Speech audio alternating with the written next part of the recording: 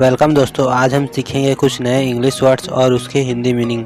जिसमें पहला हिंदी वर्ड है खराटे लेना, जिसे हम बोलते हैं स्नोर। स्नोर मतलब होता है खराटे लेना।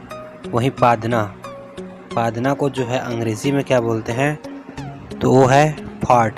फॉट मतलब होता है पादना। और जम्हाई लेना को यौन।